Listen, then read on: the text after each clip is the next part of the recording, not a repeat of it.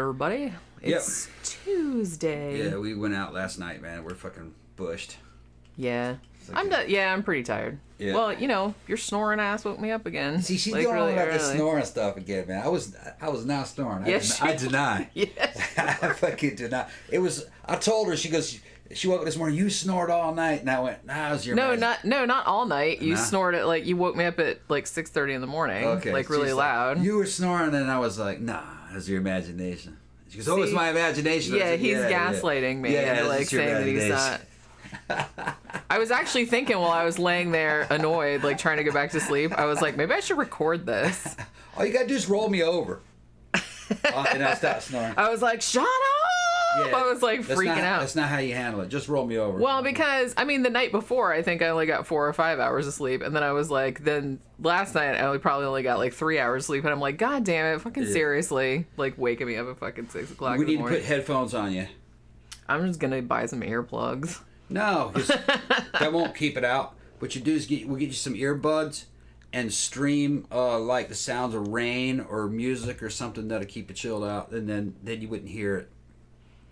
Yeah, I need some noise canceling headphones. I have to be listening to something really to fall asleep. I don't. There's gotta be noise. I have to have silence, but I don't. I'm quite the opposite. I don't ever get that. Silence actually makes me more alert. Noise makes me know it's safe. I think that's because just growing up in the army and stuff. Yeah. Growing up in military academies and shit. Oscar Perez. Hearing noise is just fucking bunch of noise and everybody talking. That it's safe. If it's quiet, it's dangerous. Yeah, I get that, but it's I'm not a real light sleeper, but it's I don't like noise when I'm sleeping. Yeah. I don't like noise and I don't like light. I can't sleep in the daytime.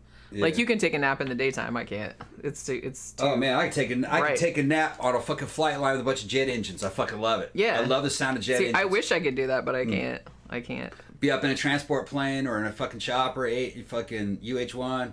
Huey, fucking with the whoop and all that, or the UH-60, fucking they sound very similar, and just the sound of the damn jet turbines in those fucking choppers just put me right to sleep. Just fucking, I love it. Yeah. Well, I don't know what it is, man. Well, like I said, I'm not. I wish I could do that, but I can't. It's great.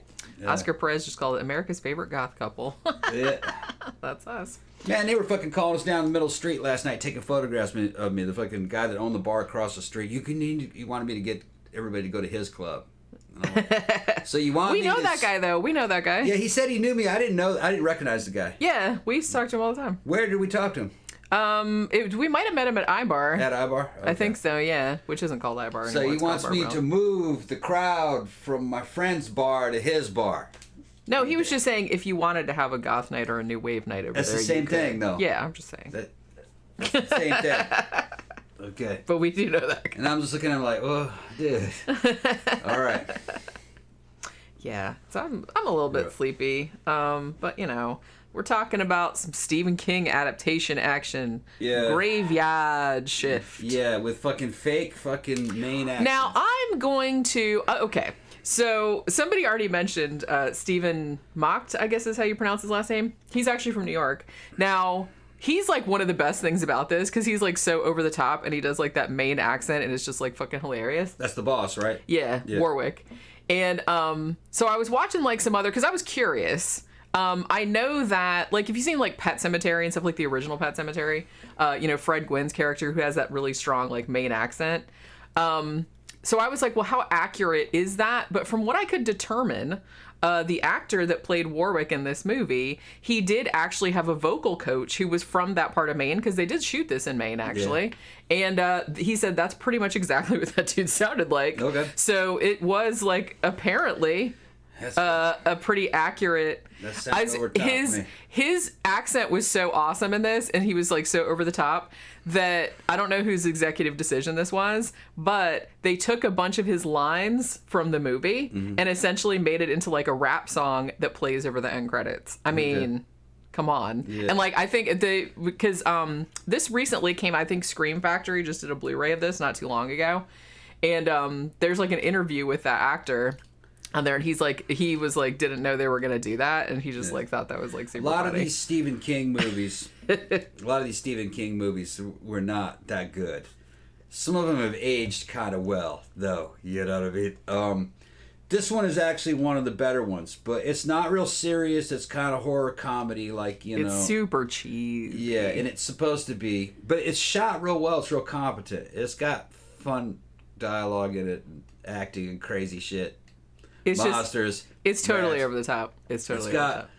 My favorite character in it was the guy who plays the exterminator. Yeah, Brad Dourif. Yeah, Brad Dourif was. He's fucking awesome. Yeah, voice of Chucky, and he was in Exorcist 3. Well, really, you know, he got burned into my mind because he played the Mentat Piter. Yeah, that's right. From fucking. He was in Dune as well. Yeah, and when the new Dune movie comes out, I want to see who fucking Piter is played by. Yeah, because. Who doesn't love Brad Dourif? He's just like a great fucking character actor. Yeah. And like, him and Warwick are like easily the best characters in this. Yeah. I mean, the scene where Brad Dourif's character, he just plays an exterminator. Yeah, I think he was really good in Exorcist 3 too, wasn't it? Yeah, just then. Yeah. But so the scene where he's talking about, because he's like a Vietnam veteran, and he was like talking about being in Vietnam and what the VC like did to the American servicemen, like staking them to the ground and then like making a little cut and then like having the rat like crawl inside them and shit. And it's like, that's such a great fucking scene. So I was watching some like behind the scenes stuff of this because, okay, I kind of feel like let's have a 3-tier system of Stephen King adaptations. Yeah. So like on the top tier, obviously you got your, you know, Shinings, your Miseries, you know, things like that. And then in the middle tier, you kind of got stuff like, I'm trying to think of like maybe a middle tier. Well, maybe like Pet Sematary, you know, something like that. And then you got like super, super shitty ones. I kind of feel like this falls sort of in the middle, but maybe on the end towards shitty, but it's also kind of like fun. I had not like an Evil Dead. I had not seen this in a long time, and for whatever reason, I thought when I was rewatching it, I was like, oh, this is like better than I remembered. I think that I was remembering Tobe Hooper's The Mangler, which was the one with Robert Englund in it, right? Yeah. Because they're very similar stories. I mean, even the short stories it's based on, they're both in the book Night Shift. You know, the stories came out originally like in the early 70s, but then like Night Shift came out in 1978. And they're both, I mean, The Mangler was kind of based on Stephen King's own experience when he was a college kid working in an industrial laundry and thinking, what if this machine got possessed by a demon and like came to life and started eating people? And this one is set in like a textile mill. And he said that he knew a guy that worked in a textile mill and was talking, sorry, I was talking about how full of rats it was. And that's what gave him the idea for this movie. Right, or for this story, rather. Now, the short story is actually really, really short. So you can see that when they adapted this to film, they really, really had to add, like, a bunch of shit. Like, a bunch of, like, character development and stuff. Because it's essentially just, like, a monster movie. Right? And it's just, you know... And like I said, in the story... You know, this kind of follows the story, but they added, like, a bunch of extraneous stuff, like, between the characters and everything. So what you have is this dude... named the first scene, do you know when this first came out? Like, I don't think it did. What year was this? 1990. Okay. 1990. It felt very late 80s. Well, it was late 80s. 1990 was very 80s. People it was, yeah. I mean, it's like, I saw too, and now this kind of gives me like a little bit more admiration for this movie because it could have like really, really been shitty because I think they made this movie like super fast. I mean, I think that the movie was greenlit because this was Paramount. This was greenlit like in April of 1990, and they said we'll have it out by Halloween. Yeah. And it was like, so it came out like a few days before Halloween of 1990. And for that, like for it being that quick, it's actually like not bad. I liked it, although I didn't see it when it came out. Had I seen this when it came out in 1990, I probably would have laughed it off. But the movie's aged very well. They don't really make movies like this anymore. If you were to see a movie like this come out right now, it would stand out. You'd like it. But it wouldn't be from a big studio. It would be an underground studio. It has a tone, to me, I was thinking it was kind of like Texas Chainsaw Massacre 2, or Evil Dead 2, or, you know, it was just like, it was they were trying to give that same visual tone as a lot of the horror horror movies of the time that kind of had over the top gore and kind of comedy mixed into it. They were trying to lighten this gore with a little bit of humor, probably to get it through censorship. Although it didn't work because when this movie originally came out, it was rated X because of all the gore. Was it? Okay. Even though it's not that gory, like a lot of the deaths are kind of like, you don't really see them happen. You just kind of see the aftermath and it's yucky and squishy, but it's not, I don't think it's like super, super gory. This is a Dourif movie. I think he carries it really. I wish he'd been in it more, right? To be honest with you. He's the guy that really stood out the most. There's something about Dourif. The average person doesn't really know that dude's name. I didn't know that guy's name. But every time you see him in a movie, he stands out. You remember him. You remember his look. He's a very good actor. He can really pull off a fucking psychotic nut. Oh yeah. I mean, he can act crazy, and you can buy it in any movie that he's in. He can fit to the tone of that movie. Like Dune had a kind of a serious sci-fi tone. He fit to that. Then he was in this other movie that fucking was like a crazy ass spin-off of fucking Terminator with a big killer robot that was like a dinosaur with fucking teeth. Remember that? It was very limited. He was in that. Oh yeah. I know what you're talking about. What was the name of that fucking movie? It was kind of like a cross between Terminator and a dinosaur and Alien, and it's just... It wasn't Carnosaur, was it? It was some that Roger Corman one? It was a bizarre, low-budget movie that is now a classic, and it had like a lot of good shit in it. Yeah. And he carries... He's like one of the main dudes that through that whole movie. He's just this psycho. Somebody in the comments section might be able to drop it in there. The movie was very blue. It had like everything was blue filtered. Yeah. The way I remember it. Real and a lot of darkness and a lot of blue, and it had a lot of damn this is the bluest killer robots. movie I've ever seen. It was good, yeah. Kind of like from the time around Matrix, I think is when it came out. Around that time. But somebody brought up Spontaneous Combustion too, which is another one. We should actually review that one because I remember really liking that movie. Brad Dourif was in that as well. And then Dourif also fucking knocks it out of the park in Exorcist 3. He did a fucking scene where he's in a damn fucking jail cell. He's fucking all these damn demonic souls fucking speaking through him, and he's just fucking, it's like an Academy Award winning performance, man. Fucking, I think because we did a review of that, and I was kind of like, I just wish like Brad Dourif would have got some kind of award for that shit, because that was like such a good movie. And Dourif, he was fucking great in it. He's like this fucking Hollywood sleeper. The average person doesn't know his name, but they recognize him, and he stands out in every fucking movie. He should have had a much bigger fan following than he did in his day. He's probably got a pretty good fan following in retrospect, but in his day, he wasn't that famous. Yeah. I mean, in horror circles, he was probably mostly because of the Child's Play movies. Because, like I said, he was Charles Lee Ray, right? He was the voice of Chucky.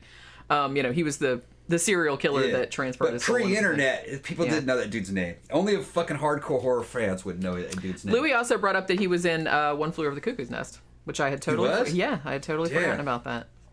So it's like I feel like he's he was. Okay. I feel like he's never like the star of the movie. No, he's like a supporting actor. He's always like a supporting actor, but it's like you said, anytime he's in a movie, he's always like the best thing in it. Yeah. You know what I mean? And he was like one of the best things out of the fucking original Dune movie. Yeah.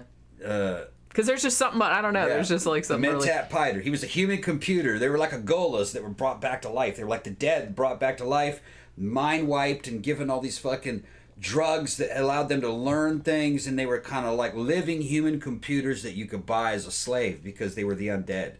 That's in the Dune world. They were like that. Yeah. The Mentats, because it was like against their laws to have computers because they took over in a prior era. It's a fucking great movie. I can't wait for that shit to come out. And Piter was a fucking very rare and expensive Mentat because he was fucking evil. And a Mentat was not supposed to be evil. He was very evil. And you're not supposed to be. Yeah, and he was like into the pleasures of the flesh and shit. He'd been corrupted, and they were conditioned to where they weren't supposed to be corrupted. But the Harkonnens had them. Baron Vladimir Harkonnen had one, and he was like an exotic, evil computer, living computer. Badass idea. Somebody brought up that Thinner was also a really good underrated Stephen King movie. I just watched that again like not too long ago, and that was also better than I remembered. This one was better than I remembered. I have to watch The Mangler again because, like I said, these two are kind of similar, and I think they maybe came out like within a few years of each other. So I was thinking, when I watched this movie, I was confusing some scenes with The Mangler. But yeah, so what happens in this one, and you know what's cool about this? Not only, obviously, I think there was like a fairly large studio that was talking about remaking this. Like, up until 2014, I think they were throwing around the idea of remaking it. But I don't think that would have been so cool, because it would have just been all CGI rats. And I don't think that would have been too awesome, because they actually use real rats for this. And, and also where they shot it, like I said, they shot it in Maine. And they shot it in a real old textile mill. So some of the stuff, like, I think like the last scene with like the big rat bat monsters thing, like lair with all the bones and stuff in it, I think some of that was a matte painting, if I'm remembering correctly. But all of the shit you see like in the mill, that's all a real textile mill. Like, it had been there since 1821 or something like that. I don't think it was open anymore. But so it really gives the movie this really grimy, yucky, because like everything is like dirty and filthy and wet, and it just feels like this nastiness. And then there's all these like fucking little rats like looking at him and stuff. But I have to say, like, the opening scene with like the guy that's working the cotton picker machine, and you know, there's the little rats like come up to watch him and stuff, like, hey man, what you doing? You know, and like sitting on the bags and everything. And he's like giving this lecture, like, have you done your homework today or something like that? And then he's like, you didn't. That means that. So he picks up a rat and he throws it like into the picker machine. At that point, I was like, okay, I'm sorry, I'm Team Rat. Yeah. I kind of wanted the rats to kill everybody. They did kill a lot of people. But the thing about it, though, I think that in the original short story, which has been a while since I read it, I think in the original short story, a lot of the shit does happen. Like, Warwick is a character who's, he's like the foreman, and he's like this crazy bastard or whatever. And, this one guy comes there, gets a job, and it's, 4th of July weekend. They're like, we need to clean out this basement, like, so we can put some offices down there or whatever. And no one's been down there for ages, and it's like it's rat infested. So that happens, and then they find a sub basement, and then there's like a big, huge fucking rat down there. But for whatever reason in the movie, they made it like a big rat bat hybrid. Yeah, it did make sense. Which didn't really make sense, but honestly, I thought the monster was like really good. I thought it was really well done. Like, the practical effect was really well done. That's probably why they did it. They were like, well, it's not just going to be just a big rat. That's not going to be impressive. It's got to be a rat. It's got to have big bat wings and shit. Because it can like enfold people, which I thought that was kind of cool. Even though if you're thinking about it, it doesn't really make any sense that there would be like this. Because where is this creature going to fly to? Yeah. I mean, it would be flying around. Yeah, because it like lives underground. Thank you, Trey. The poster for this movie reminded me of the one from My Bloody Valentine. I thought that too. And it was just kind of like, it's weird because the poster doesn't really, if you just saw the poster back in 1990 and you hadn't read the short story and you just see like this skeleton or the skull with like a hard hat on, and it's called Graveyard Shift. So you're assuming it's going to be like workers at night and stuff, which it is, but maybe zombies or something. Yeah, like I don't think it gives any impression that it's about that it's a monster movie or that it's about like rats killing people, unless you'd read the story. Should have been just Brad Dourif on the cover. Yeah, with his like the poster. fucking, with this tell your friends, fucker. Yeah. Like spraying them with the fucking water and stuff. But see, the people were like, they were so mean to the rats in the movie that I was kind of like, because the rats were kind of cute, like sitting up there, like looking at everybody, like, "Hey man, we just want to like live," and, like just like throwing them into the picker machine. And I was just kind of like, "Man, the rats should kill every one of you fuckers," which they actually do end up doing. Actually, had I seen this in 1990, like I said, I think I may have said this already. I probably wouldn't have fucking really liked it all that much, but it's aged very well. You watch it now, and it's in retrospect, it's good. It's good. Like if you were to see a brand new movie like this, if you were to see it come out right now, you'd like it. Yeah, it'd be fun. I mean, like I said, I don't know. I mean, I guess it was supposed to be like comedic as well because it does have like that kind of tone to it.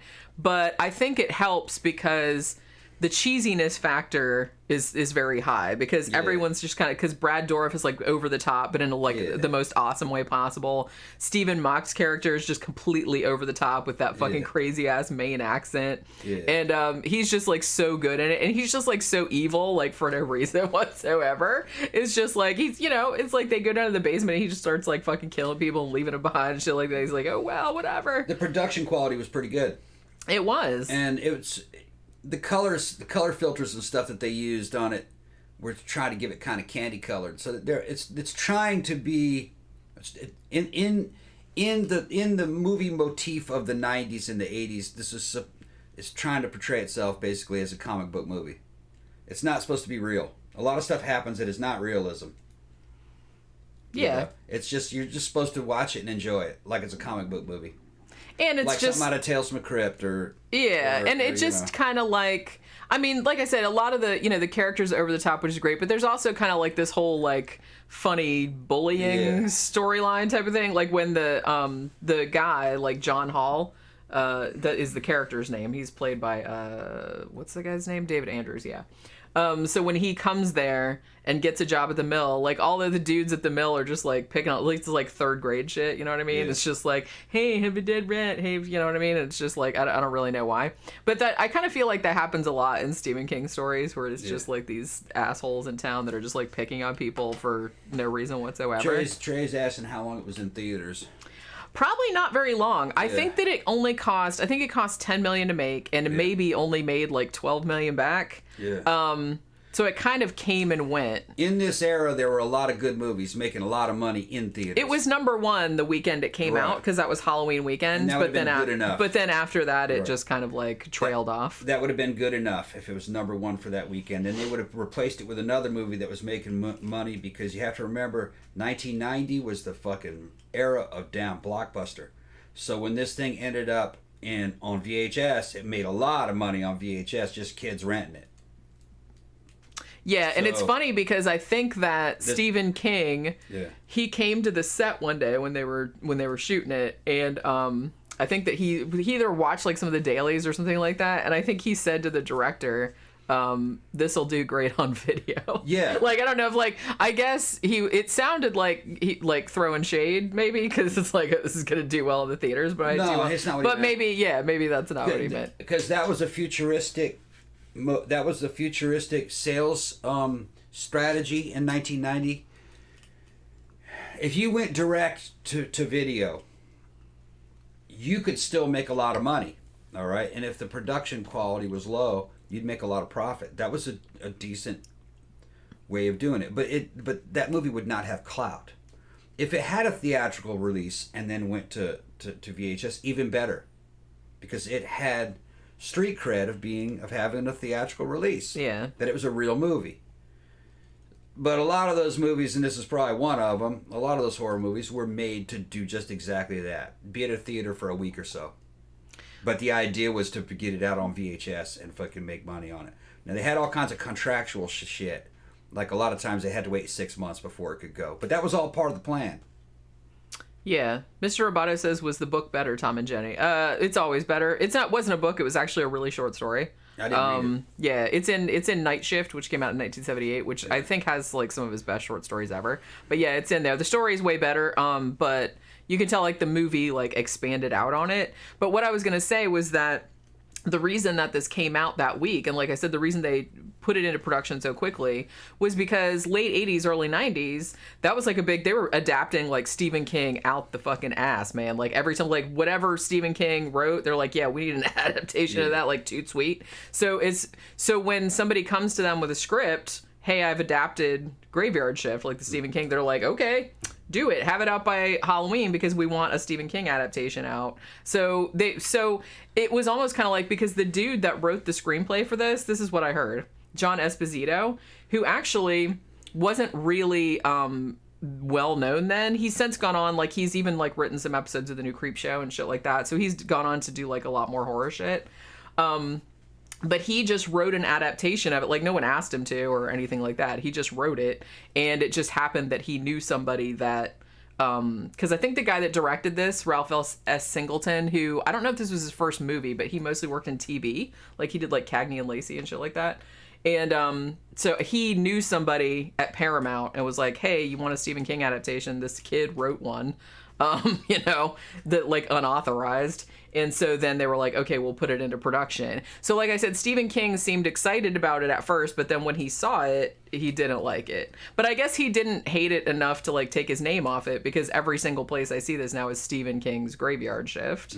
So it wasn't like a Lawnmower Man situation where he sued to have his name taken off. And honestly, rightfully so, because that movie has absolutely nothing fucking to do with the short story that it's based on. So I can see why he did that. This is a fairly, this is a decent adaptation, I think. I mean, it's not one of the worst ones. I kind of wanted to do... But it's not Christine either. Yeah, but like I said, it's not like top tier. It's not like Dead Zone or anything like that. Like some of the fucking brilliant ones. Right. Yeah, I'd even put... Firestarter was damn good too. Yeah. Honestly, it's like, I know a lot of people, and we've kind of gone into this a little bit too, but this is something that I can probably talk about all day, is that... I know a lot of people say it's like so many shitty adaptations of Stephen King's stuff, but there's not. I mean, there's really a lot of good ones too. That a lot of people forget. It's just that they made so many that I actually liked Dark Half, and a lot of people didn't like that, but I liked. I did as well. Yeah, I liked Dark Half. Cool. Yeah, the fucking bad guy come out of the fucking novels. He was from Jasper County or Jones County, Mississippi, and I was going, okay. He had his old fucking highly toned son of a bitch on the back of his fucking car. High toned son of a bitch, that's right, his car was highly toned son of a bitch. Yeah. I also liked the Dark Half. Yeah, he was a fucking killer fucking rockabilly redneck. Yeah. Pretty cool. Yeah, I think John Turturro played him. I think he was like, and I love John Turturro. Yeah. Oscar Perez said Christine was great. I feel like when people bring up awesome Stephen King adaptations, hardly anybody brings up Christine, and Christine is so good. And then so was the made-for-TV Salem's Lot from back in the 70s. Yeah, which we did a review of that too. Yeah, that was fucking great. It's a fucking really good movie. That was Tobe Hooper who directed that. Yeah. Best King adaptation. Who? I don't know. The only thing wrong with the fucking TV Salem's Lot... The Shining or Misery. One thing wrong with the TV Salem's Lot is that Mr. Barlow didn't speak. And in the movie, he spoke. You mean in the book he spoke? In the book, yeah. The book, that's what I'm saying. In the book, he spoke, and in the made-for-TV movie, I kind of preferred that he didn't talk. I thought he was scarier. There's a real good scene in the book. Yeah, I know. Mr. Barlow fucking challenges that priest to a duel over the child. Remember about in a battle of faith, and the priest lost. Fucking Mr. Barlow killed his ass.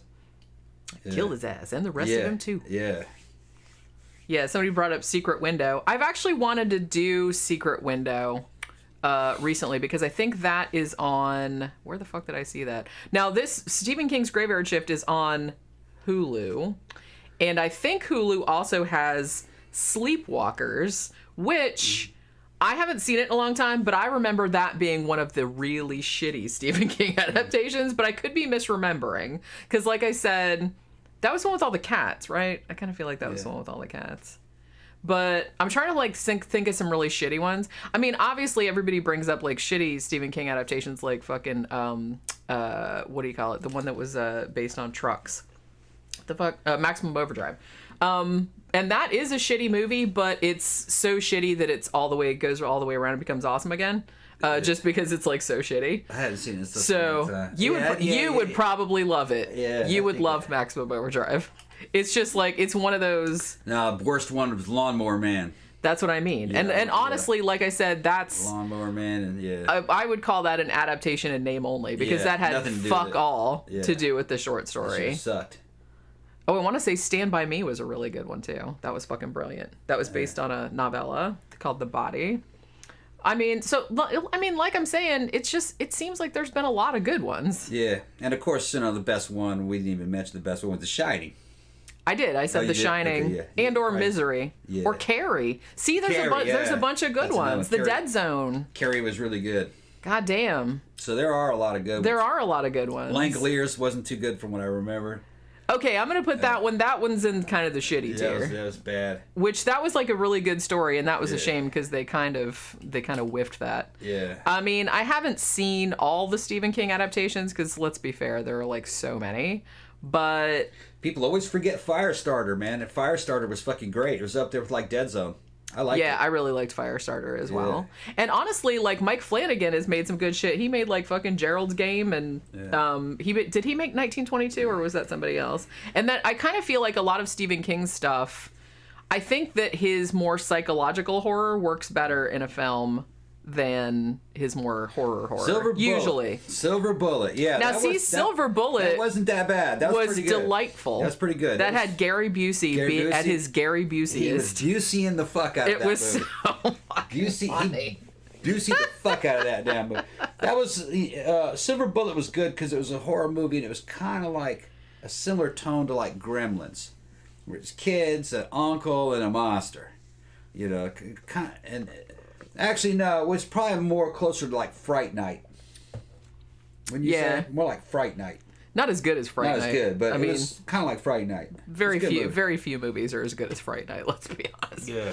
But yeah, I have a soft spot for Silver Bullet. Not bad. Yeah. That one's cheesy too, but it's cheesy in a fun way. Yeah. You know what I'm saying?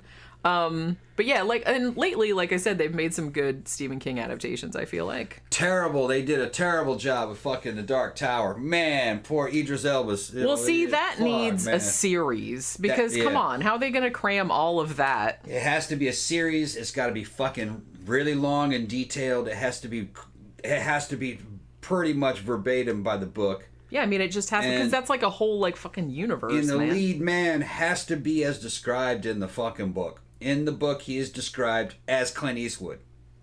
He's Clint Eastwood. Yeah. He's like a parallel universe version of fucking Clint Eastwood. So you have to have a tall, skinny fucking white guy with a long coat and it. You know, fucking. If you could get Eastwood to do it, it'd be great. He's far too old. But if you could have got, he's starting to look like a mummy these days. Yeah, but if you were to get Eastwood in his 50s or his 60s, even, he could have done it. That might have been kind of interesting. Yeah. I have to say, I never really got into Stephen King's more fantasy stuff. Yeah. I liked Eyes of the Dragon, which was kind of like a fairy tale-ish kind of thing. But I read like the first of the Dark Tower series, and then I read The Talisman. Yeah, that was a great one. And it was him and Peter Straub. Yeah, well, no, or wasn't it Peter Straub? Yeah, it was him and Peter Straub. They traded off, and then they wrote another chapters. one too called The Black House, but I didn't read that one. Which was like a sequel, I guess. Talisman was great. I liked him, but it's like it wasn't my favorite genre of his. Honestly, my favorite stuff of Stephen King's, I like his like early horror shit. You know what I mean? Like all of his early books pretty much were good. I love his short stories. But I feel like he's at his best when he does psychological horror. Sandra just showed up. She's apologizing. She wasn't able to change her name. It's okay. It's okay, Sandra. That's okay. She was busy up in Germany eating all that damn peanut butter. Yeah. Yeah. Sorry. Making peanut buttered pie. Yeah. Peanut butter pie. Saunders, Saunders said The Green Mile was good. Yeah, The Green Mile was actually good. See, so like I said, they have made like a lot of really good ones. They've made a lot of really good ones. You know, and like I said, I feel like Dolores Claiborne was great. You know, that was a great book too. I remember, and I've been wanting to rewatch this. I remember they made like a TV miniseries of Rose Red. Because I remember really liking that book. Now, did he write the book first, or did they make the TV series, like, and then he wrote the novelization from I can't remember how that went. Because I remember it was, like, a big event, like, when it came out on TV. That was, like, in the early 2000s, I want to say. And I remember that being pretty good. Shawshank Redemption. That's up there, too. Yeah, Shawshank Redemption. Again. Yeah. But it's just, like, I kind of feel like, other than his early shit, like, you know, Christine and, you know, The Shining, which is, like, a ghost story and stuff, I kind of feel like his better stuff and the stuff that makes better adaptations is stuff that's just more psychological like that. The best one everybody knows is The Shining, okay? Kubrick, that's it. Yeah. All right. But actually, for me, the most watchable, the one where you just watch it and you like it and it's just fun to watch is Christine. I think that's the most watchable one. Yeah, that's John Carpenter, man. John Carpenter. Yeah.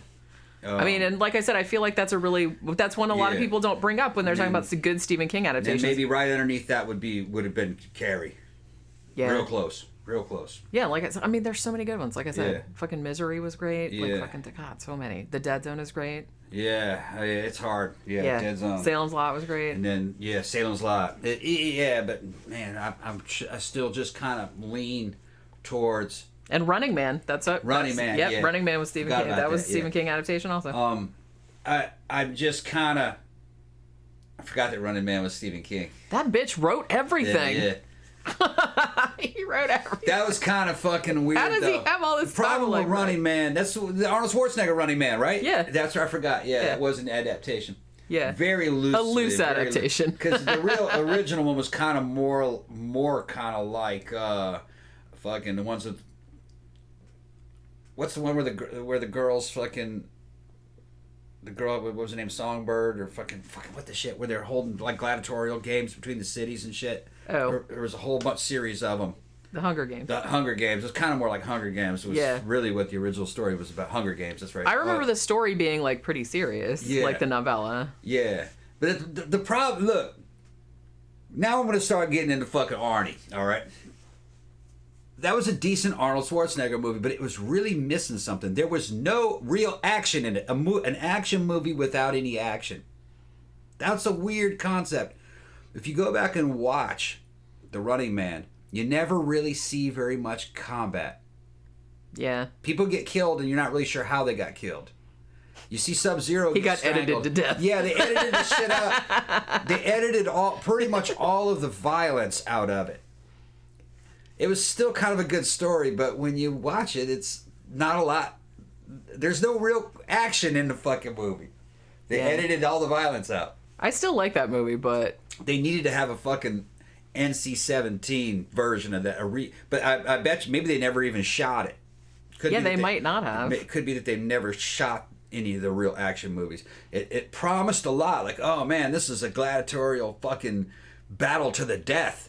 But I think, if I remember correctly, Arnold did not want to fucking come across as a villain. And in a certain way, that character kind of was a villain in a way. Or you thought he was for half the movie. And then it turns out he's not. And so I kind of think Arnie didn't want to be on screen murdering anybody. That might have been what it was. Yeah. Mr. Roboto says, running is action, Tom. Jumping is action. Yeah. Which means now this is an action show. But you guys are old enough to remember the fucking context of the time. The movie that changed everything. The movie that even changed video games was fucking Commando. All right? And Commando was basically a video game. Big fucking muscular dude running from one fight and killing all kinds of dudes with all kinds of guns to the next one, and there's even boss fights in it and everything, and then it ends with a fucking boss fight. And he's leveling up as he's going, getting different weapons and shit. It's like watching a video, and it has a fucking great soundtrack. It's like you're listening to the... And a lot of video games after that movie were built upon the edit of fucking Commando. All right. So Commando set the bar high. But I think even fucking Arnie tried to back off of that because he wasn't all that famous when he made that movie. You know? He started to want to be a hero all the fucking time. And, even though he's a great bad guy. Yeah. I mean, sort of like Oscar brought up the Terminator. He's fucking great in that. And he knew that. Yeah. He knew that. But he didn't want to be. He didn't want to be a bad guy. But like I said, I get it because if you're an actor, you want a long career. If you get typecast as a villains, bad guy, that's it. Then you're never a headliner. Right. It's kind of like, you're the one that always gets your ass kicked at the end. In the end, you always get guy. killed and fucking and then your value starts going down and down in Hollywood. He's just the guy that we have. We show up, we kill him. We don't want that. So he was correct about some of that shit, but some of that shit for artistic purposes should not have involved him being 100% good guy. Yeah. Yeah. I mean, I wanted to say too that other good Stephen King adaptations would be, I just thought of some anthologies, Cat's Eye and Creepshow. Oh, yeah. I forgot about that. Because Creepshow, even though, that's what based on his stories, and Cat's Eye had 3 of his short stories adapted, and that was actually pretty decent. I think somebody sent us that, didn't they? Because we did a review of it a little while, so I always have a lot of affection for that. Yeah. So now it's like I say that there's 3 tiers of like Stephen King adaptations, but it's like most of the ones I'm thinking of are good ones. You know what I mean? Yeah, they're all they're all agreeing with me that fucking Commando was a video game. Pretty much, It was. yeah. It was like Duke Nukem, kind of. Yeah. Or it was just, back in those days, a video game was a scrolling platformer that had levels. You know what I mean? And it ended with a boss fight. And that's the way that movie is set up. Yeah. It ends with boss fights. Starting off with, what was his name? Scully? I lied. And dropped, fucking... The bosses get harder and harder as it goes. Yeah. Yeah, apt pupil. Somebody, yeah, you know what? I don't think I loved that story, but I don't think they did make a movie adaptation of it, but I don't think I ever saw it. Yeah. Yeah, Room 1408. That's another good one with John Cusack. That was also great. I'd say Samuel L. Jackson was in that too. Yeah, that was a really good... So, like I said, all I can think of is good ones. So now I'm trying to think of Stephen King stories or novels that haven't been adapted, which that might be hard to think of because everyone I can think of has been adapted at some point, even if it was just like a made-for-TV movie or something. Which ones haven't been adapted but should be adapted? Yeah. Or now I'm trying to think of something. Hold on, though. I got What? two things I got to jump on. People brought up a couple, in the comments, brought up a couple things that said Terminator actually was the theoretical bad guy because it was a robot. All right. That's true. And then somebody else said, well, by the time Total Recall came out, he didn't seem to care about killing people. The problem is that's more theoretical shit. Because if you pay close attention to Total Recall, he never went to Mars. It was all in his mind. It's all It's all in his mind. Fucking, he was still back at Recall, and they were programming him to think that he was a secret agent on Mars. He didn't kill anybody. He had the embolism thing that they talked about. Yeah, because they brought that up in the movie. They told him that he would totally believe it. All right? Yeah. And it could be that the embolism thing was part of the program. That swallowing the red pill or whatever, swallowing that pill would have fucking made him not believe it. So now he believed it was true. So everything that Recall promised him fucking that he would have in his adventure is fulfilled in the movie. That he would be the hero and alien civilizations and that he would have an affair with the woman of his choice on a secret agent. Yeah. It was all fake. It was all part of Recall. Total Recall. Total Recall means it's all your fucking memories. It's just, you're just totally remembering that shit. It didn't really happen. Yeah. So he didn't kill anybody. Did King make Dr. Sleep? Yeah, he did write that book. Yeah. Honestly, I liked the movie better than I liked the book. Isn't that weird? I don't usually say that. Has anybody done an adaptation of Bag of Bones? Because I don't know. I have a lot of affection for that novel. Because I remember it just being kind of like a ghost story, and I'm really into those. But, I mean, I'm sure somebody must have made an adaptation of it. Because like I said, all of his shit has been adapted. And he has that thing, too, where you can actually pay him $1 and get the rights to one of his short stories. He has a huge list of them. And you can make it's for film students. You're not really allowed to make any money off the movie, obviously, but you can make a film adaptation of it as long as you're not making money off it. Like I said, it's for film students. But yeah, he has a thing, I think it's called Dollar Babies, where you can do that. And he has a bunch of his short stories on there that you can adapt, which I thought was kind of cool. But yes, Mr. Roboto, I assure you he did not go to Mars. Okay. He was a lowly construction worker. Yeah. There is a Bag of Bones movie. See? Every single fucking thing that I can think of, god damn it, everything's been adapted. I can't think of a single thing that hasn't been adapted in some format or another. Yeah. Even though that bitch is written for... I wonder how many pages, how many words he's written over his entire career. Yeah. Yeah. Mr. Roboto's down there going, Tom, I think he did go to Mars. Because I got into this with Little Swole. Remember that? I got into this... My buddy, I call him Little Swole. He's a big Arnold. He loves that movie. We both love that movie. But he was like, no, man, he went. And every fucking thing that he could pull up out of that movie that proved that he went, there's something else in there to disprove that it happened. Yeah, I remember you guys having that. Yeah, we went having that argument. No, he did not go. He was a lowly construction worker. He paid for those memories, and Recall gave him exactly what he wanted, and it stated in the beginning of the movie. Yeah. Yeah. And he believed it 100%. So did you, because you're seeing it. But no, he didn't go to Mars. They show the girl they show the girl he ends up meeting later on in the fucking computer program when he's selecting what the girl should look like, his sexual preferences in the very beginning. They show that girl. Yeah. And that's who he meets later. Yeah, I mean, I'm pretty sure the intention was to show that it was all imaginary. And it's my understanding, I haven't read the original Dick's story that it was based on. Evidently, it's based on real ambiguous shit, and that's the way Philip Dick fucking wrote stuff. But no, Philip Dick was about, he took a lot of drugs, he liked psychedelics, and he was about fucking with your mind. I'm all about it. Yeah, and Philip Dix believed in mind control and government mind control, and he was almost kind of an Alex Jones of his day. They said he was a real trip. But no, it was in your mind. It was in all this Cohagen stuff and this and that. He's actually a secret agent, and his wife was a secret agent, and in the dream he killed his wife because that weirdly wasn't his wife, which that gave him permission to have the new girlfriend on Mars who's another secret agent and shit. No, man. No, dude. Come on. He was a construction worker who paid for that shit.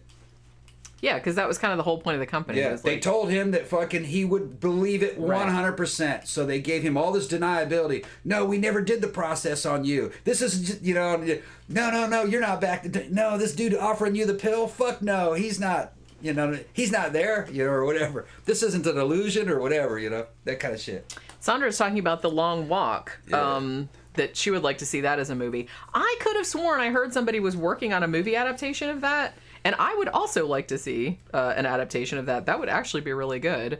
I would also like to see an adaptation of the Stephen King novel that I just read for my Tomes of Terror show, which was Revival, which I think came out in 2014, and I hadn't heard of it previous to that, because like I said, the bitch writes so much that I can't even keep up.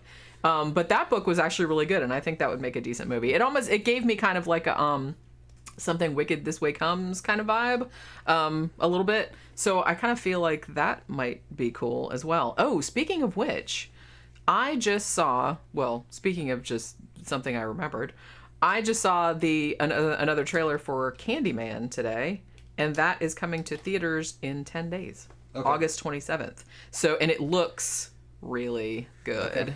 I hope it's going to be really good.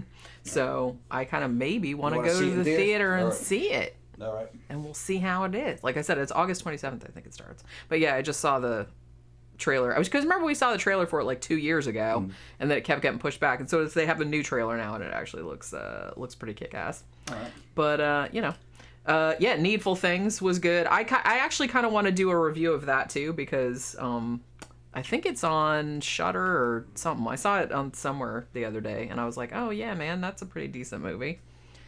Jenny, don't say Candyman 4 more times. Yeah. Ooh, uh-oh. He's going to come out the fucking laptop screen. All right, so we're going to... Mr. Roboto, go ahead and watch fucking Total Recall again. You'll see. He didn't go. You go on vacation with him through his fucking mind in this fucking fantasy. It's a mind vacation. It's a mind fuck. It didn't happen. All right. So we're going to wrap this up now because seriously, we have not eaten a single thing all day long and I'm starving. I could even hear your tummy growling at a couple of points when I was talking. So yeah. All right. So we will be back tomorrow evening for the Sidetracks show. Shit, man. We're going to have to drink again. Yeah. I mean, you don't have to. I'm just saying. It makes it more fun. But yeah, so... I don't have much booze left.